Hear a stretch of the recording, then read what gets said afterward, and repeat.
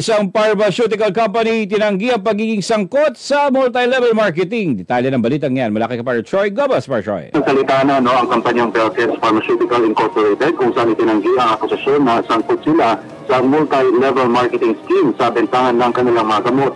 Sa pagdinig ng Senate Committee on Health ni Senator Christopher Bongo, sinabi ni Belkes CEO Dr. Luis Go na sumusunod sila sa regulasyon ng health industry sa bansa alinsunod sa ethical standard. Layunin ng kanilang kumpanya na makapagbigay ng affordable quality medicine, partikular na para sa hypertension, diabetes at coronary disease. Go, walang komisyon na kanilang ibinibigay sa mga doktor. Pinagbantaan naman si Go ni Senator Rafi Tulfo na ipakukulong siya ay kung magsisinungaling dahil sa mga ebidensyang umano itong mga cheque galing sa Belkens na ibinayad sa mga doktor. Ngunit sa kalaunan ay umamin din si Go ng Belkens na nagbibigay sila ng incentive sa mga doktor na nagre-reseta sa kanilang gamot. Para sa Diyos at sa Pilipinas kumahal, Troy Gomez ang ulat, kapartner mo sa balita at serbisyo. Samantala, matinding init ang panahon, extended hanggang Hulyo. Ang detaling na balitang yan mula kay Kapar Almar Persuelo. Kapar Almar. Habaan pa ang pasensya dahil posibleng mararanasan pa hanggang buwan ng Hulyo ang mainit na panahon na dulot ng El Nino. Ito ang kinumpirma ni Department of Science and Technology or DOST Secretary Renato Soldum Jr. sa isang pulong balitaan sa Camp Aguinaldo. So, May, June, July, di pa po sapat yung pagulan. That is why our drought condition is extended. Anya, dahil sa sobrang init ng panahon, umabot na sa mahigit 70 probinsya ang nakaranas ng drought condition. By April, we have around 75 provinces under drought and dry spell conditions, 45 for drought and 30 for dry spell. Ayon naman sa Department of Environment and Natural Resources o DNR, bumaba ang level ng tubig sa mga probinsya ng Bulacan, Ilocos at Palawan, ngunit ang mas naapektuhan ay ang Zamboanga City. For the whole country, and then later on we can focus on Metro Manila. For the rest of the country, we have been receiving reports of not having enough water in several provinces run by our water districts. Most of them are concentrated on the west side of the country, from Ilocos. Also in Bulacan, may reports na bumababa po ang water level natin sa ground. Palawan. And siguro ang pinaka-extreme case ngayon in terms of water supply will be in Zamboanga, particularly Zamboanga City. Kaya upang makatipid ay binawasan na nila ang pressure ng tubig sa mga kabahayan. Maraming intervention measures ang ginawa ng DNR nitong mga huling linggo para matipid natin yung tubig sa Angat-Dam. Number one, hindi po napapansin siguro ng karamihan na habang sa gabi, hinihinaan po natin ang water pressure sa ating mga kabahayan. Ang Department of Energy naman o DOE ay nagkaroon na ng mga hakbang upang maibsan ang epekto ng El Nino. We were able to put some mitigating measures. Like for example, we rely on the other uses of water. Mas priority po yung domestic and irrigation kaysa sa power generation. So we rely on the actual discharge of our hydropower dams before generation. So that dictates now why there are rated hydropower facilities. But at the same time, we take these opportunities for these hydropower facilities to maintain and make some repairs on their facilities. Sa sektor naman ng agrikultura, pumalo na sa mahigit 4 na bilyong piso ang danyos dahil sa sobrang init ng panahon. As of the latest bulletin that we issued, bulletin number 8, the total damage reported and validated by our department is about 4.39 billion pesos already. Anya, nasa 11 rehiyon na ang apektado ng El Nino. About 11 regions na po yung affected ng El Nino. The whole of Luzon, Cordillera, Regions 1, 2, 3, 4A, 4B, 5, and then sa Visayas, itong Western Visayas, and for Mindanao, Region 9, Region 11, and Region 12. Hardest hit ang Mimaropa at 1.7 billion, and then followed by Western Visayas at 1.02 billion. At ang mga probinsya po na lubang naapektuhan ay Occidental Mindoro and the province of Palawan. Umabot na rin anya sa mahigit 2 bilyong piso ang kanilang naipamahagi na ayuda sa mga magsasaka at mangingisda. The department has provided already 2.16 billion worth of interventions to our farmers and fishers. Kasama po dito yung 1.065 billion worth of rice farmers financial assistance. Ito yung 5,000 na pinamamahagi natin sa mga apektadong magsasaka na hindi tataas sa 2 hektarya. And then we also provided 638 million worth of inputs. Ito yung mga seeds, fertilizers, and the like. We also provided 295 million worth of small-scale irrigation projects. Payo naman ng Department of Health o DOH, bawasan ang outdoor activities upang makaiwas sa panganib at dala ng mainit na panahon. So kailangan conscious sila if they can avoid doing recreational activities during the times 10 a.m. to 4 p.m. Mas maganda kasi dun yung high risk na magkaroon ka ng heat cramps, heat exhaustion, and can lead to heat stroke and death, no? Pwedeng mamatay. Kasabay nito ay pinaghahandaan na rin ng iba't ibang ahensya ng pamahalaan ang La Nina. Base sa forecast ng Pag-asa, nasa 10 hanggang 13 tropical cyclones ang papasok sa bansa sa huling quarter ng taon. Para sa Diyos sa Pilipinas, kumahal Almar Forzuelo, SMNA News.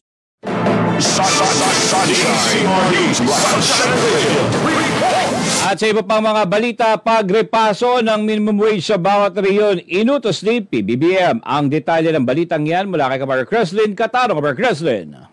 Paulo Ferdinand Marcos Jr. sa Regional Tripartite Wages and Productivity Board na reviewin ang minimum wage rates sa bawat rehiyon.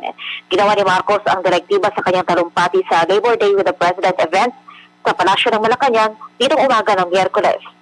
Ang kautusan ay bilang pagtugon sa epekto ng inflation lalo na sa mga manggagawa. 60 araw ang ibinigay sa Regional Tripartite Wages and Productivity Board para sa pag-review ng minimum wage rate. Inutusan din ng punong ehekutibo ang National Wages and Productivity Commission na suriin ang mga patakaran nito. Magbibigay daan-anya ito sa mga board na mapanatili ang isang regular at predictable na schedule ng pagrepaso sa sahod, pagpapalabas at pagiging epektibo upang mabawasan ang kawalan ng katiyakan at mapahusay ang pagiging patas para sa lahat ng mga stakeholder. Para sa Diyos at sa Pilipinas, kung mahal, President Katarong Kaparte mo sa balita at serbisyo.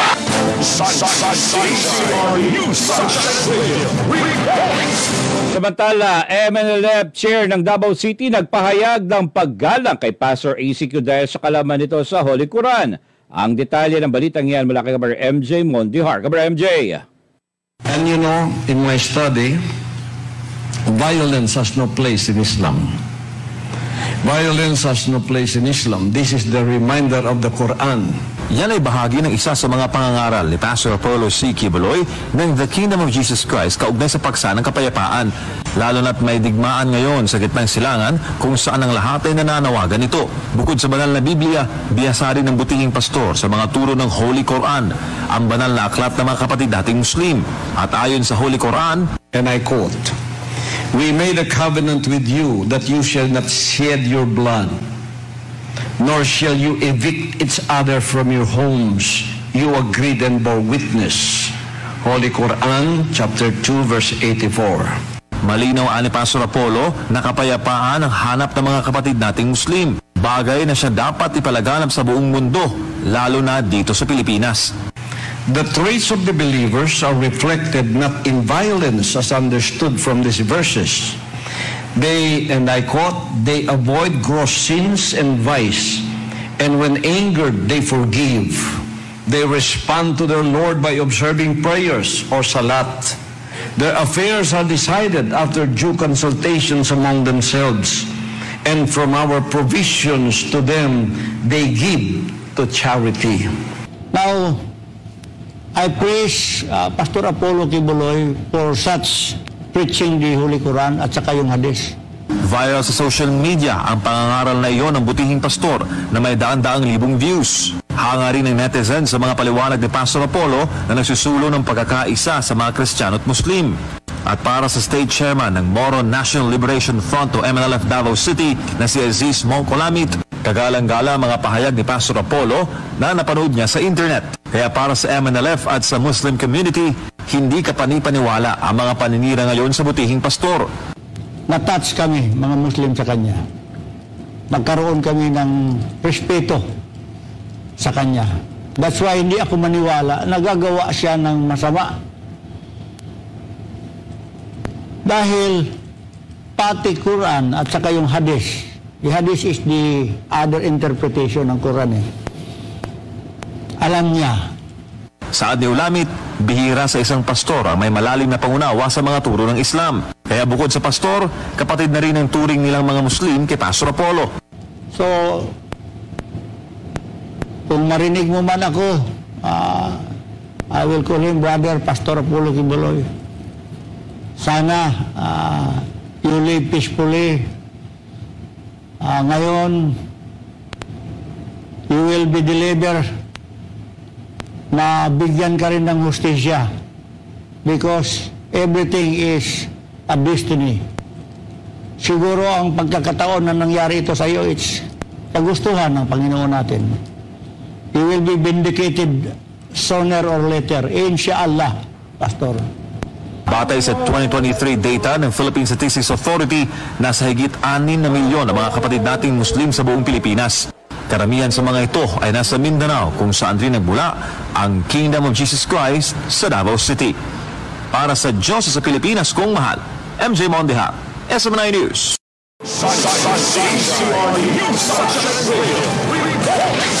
DOE inatasan ng napabilisin ang implementasyon ng action plan para mapaunlad ang e-vehicle industry. Alamin natin yan kay Kabar Creslin Katarong. Kabar Creslin.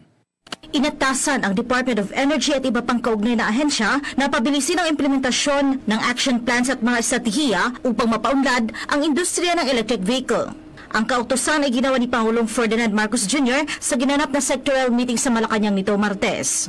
Sa palace briefing, sinabi ni Malacanang press briefer Daphne Osenia Paez na ang direktiba ay partikular na nakatuon sa sektor ng pampublikong transportasyon. Inilahad naman ni DOE Undersecretary Felix William Fuentebella na kasama nila sa pulong sa palasyo ang Department of Transportation, Department of Trade and Industry at ang Department of Science and Technology. Sa Ade Fuentebella, nakatuon ang kanilang pagtalakay tungkol sa komprehensibong roadmap para sa electric vehicle industry. As of 2023, we only have 0.001% or 7,000 electric vehicles registered out of the 14,300,000 na figure of registered vehicles. So malayo pa tayo. But under the Electric Vehicle Industry Development Act, these agencies with the Department of Energy should push for the promotion of electric vehicles. Sa ngayon, malayo pa ang Pilipinas sa target nitong 2.45 million EVs at humigit kumulang 65,000 EV charging stations pagsapit ng 2028. Kaugnay dito, binigyan ng direktiba ang mga kinaukulang ahensya na magtulungan upang pag-aralan ang integrasyon ng EV industry. Ito ay upang mapalakas ang lokal na pagmamanupaktura ng mga dekuryenteng sasakyan at pagsuporta sa mga mekanismo sa battery charging. Inutusan din ng DOE na tumuon sa pagsuporta sa pagkuha ng electric vehicles ng commercial fleets tulad ng mga sasakyan ng gobyerno o pribadong kumpanya at mga pampublikong sasakyang pangtransportasyon. Samantala, isa-isang inilatag ng DOE ang mga benepisyong dala ng paggamit ng e-vehicle. Sinabi ni Undersecretary Fuentebella na kabilang dito ang mas murang halaga ng e-vehicle, mas kaunti ang ginagastos, mas malayo ang tinatakbo at mababa rin ang maintenance cost. Ang iba pang magandang benepisyo ng paggamit ng e-vehicle ay ang mas malinis na hangin na ibinubuga nito. Tulad ng tinatanong ng iba, ano bang ginagawa natin to address these climate issues that we are facing, which is right now. So these are one of the steps na pwedeng makakontribute tayo. Napag-usapan din sa sectoral meeting ang pangangailangan para sa mas maraming charging station na may tatag para sa electric vehicles. Gayon din ang pagkakaroon ng mga financing scheme upang tulungan ang mga consumer na interesadong lumipat sa EVs at ang pagpapalit ng baterya para sa mga dekuryenteng sasakyan upang mabawasan ang maintenance cost. Para sa Diyos at sa Pilipinas kong mahal, Creslin Katarong, SMNI News.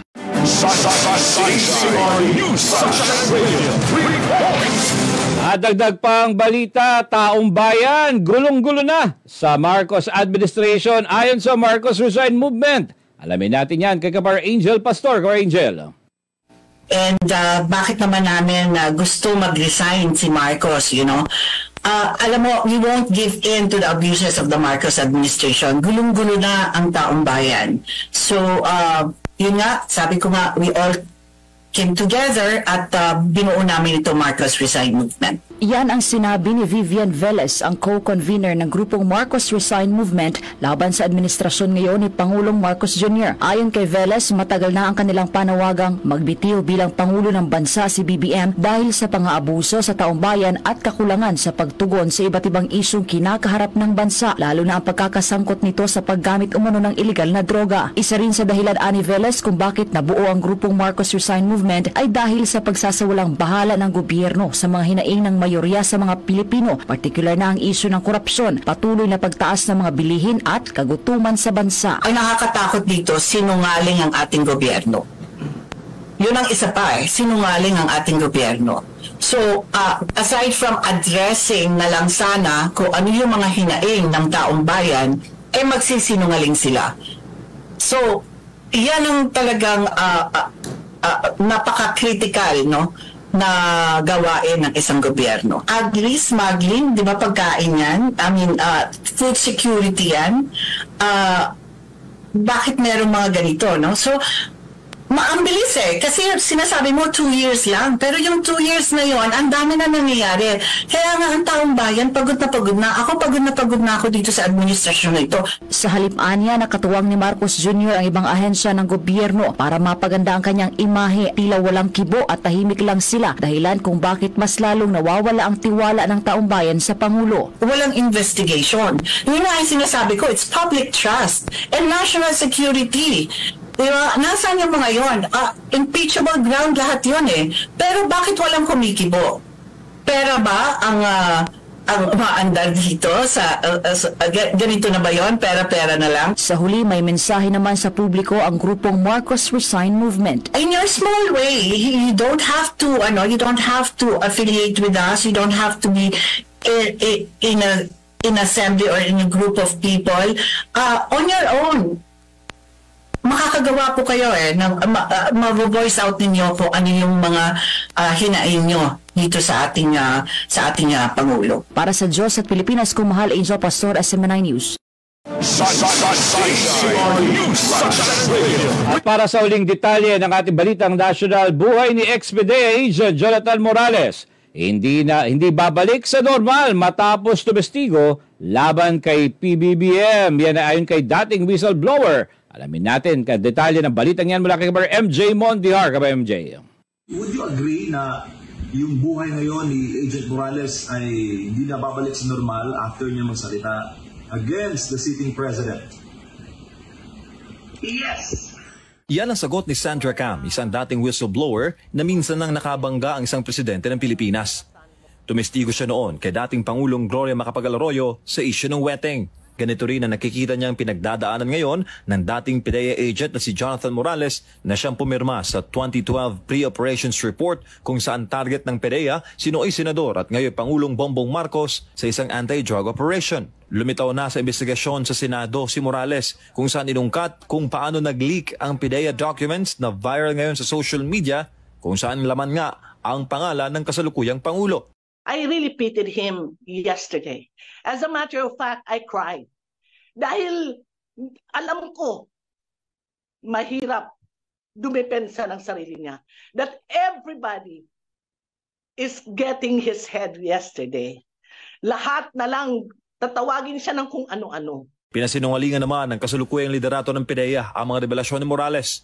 Katunayan, sa kasagsagan ng hearing, makailang ulit siyang tinawag na sinungaling ng mga opisyal ng Anti-Drug Agency.